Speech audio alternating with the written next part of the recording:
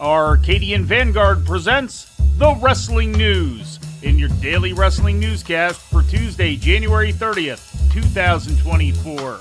Good morning, I'm Mike Sempervive. We begin today with news on CM Punk.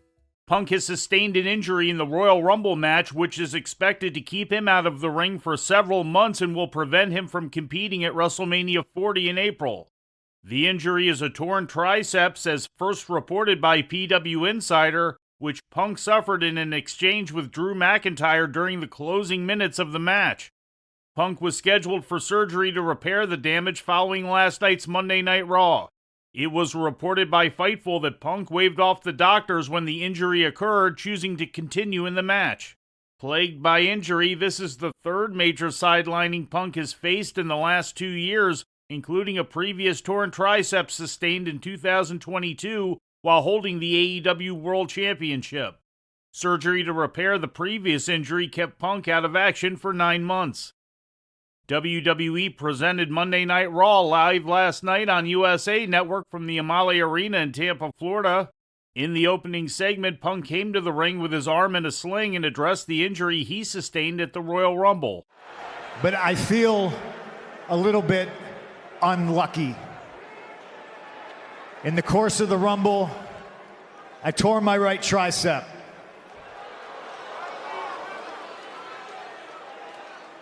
And as much as I tried and I asked, maybe I can just tape it.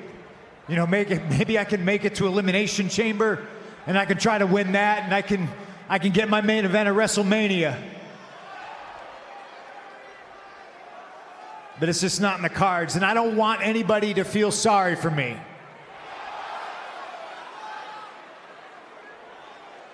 Because when I think of this situation and how much it bums me out and how much I have talked from the highest mountains about how my goal and my dream ever since I was a little kid was to main event WrestleMania, you know, maybe it's just not ever gonna happen. The segment concluded with a confrontation with Drew McIntyre in which McIntyre took credit for injuring Punk and then attacked his injured arm until Sami Zayn made the save. McIntyre would defeat Zayn in a one-on-one match in the main event later in the night. During another in-ring segment featuring men's Royal Rumble winner Cody Rhodes, world champion Seth Rollins came out to try to convince Rhodes that he should face him at WrestleMania instead of Universal Champion Roman Reigns. Do you want the Hollywood title, the Hulk Hogan title, the one for posers and frauds, the title for people who politic their way to the top? Or do you want the Dusty Rhodes title?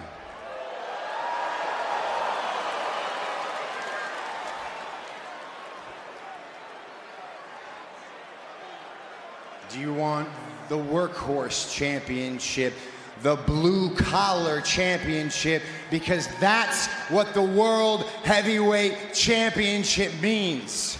Also on the show, Gunther retained the Intercontinental Championship against Kofi Kingston. The win marked Gunther's 20th successful televised title defense and his 91st overall since winning the title 19 months ago. Following the match, Kingston and tag team partner Xavier Woods were attacked by Imperium.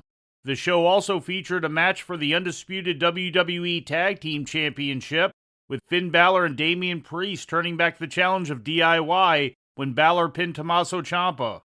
Women's Tag Team Champions the Kabuki Warriors bested Tegan Nox and Natalya in a non-title match when Kairi Sane pinned Natalya. In other promo segments, R-Truth was jumped by JD McDonough of the Judgment Day, with The Miz attempting to make the save but also getting laid out. And Women's World Champion Rhea Ripley was attacked by Nia Jax when she came out to confront Women's Royal Rumble winner Bayley.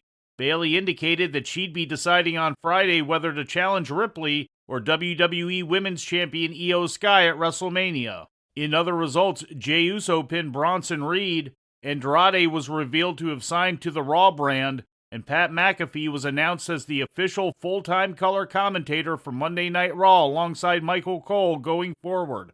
In ratings news, last Friday's edition of SmackDown drew a total audience of 2.475 million to Fox, according to WrestleNomics, That's up slightly from the previous week's audience of 2.408 million. The rating in the key 18 to 49-year-old demographic was a .71, a significant jump from the previous week's .62 key demo rating. Last Friday's edition of Rampage came in with a total audience of 382,000, a 2% drop from the previous week's audience of 390,000 according to WrestleNomics. The rating in the key demographic was a .13, which was up 8% from the previous week's key demo rating. And before we leave you today, we'd like to remind you that however you consume your content, you can find the wrestling news 24 hours a day and 7 days a week across social media. On Twitter, follow us at Wrestling News AV. Our Facebook page is also Wrestling News AV. The Wrestling News can also be found on the Arcadian Vanguard YouTube page. And for those who utilize Amazon Echo devices, just tell Alexa to play the Wrestling News podcast. And remember to make sure you add podcast at the end. Once again, for daily updates, breaking news, and more, follow the Wrestling News across social media. And that's the news for today. If anything happens, we will be here to tell you about it. No clickbait, no paywall, just the Wrestling News. The Wrestling News is a division of Arcadian Vanguard, and the Wrestling Newscast is a production of the Arcadian Vanguard Podcast Network.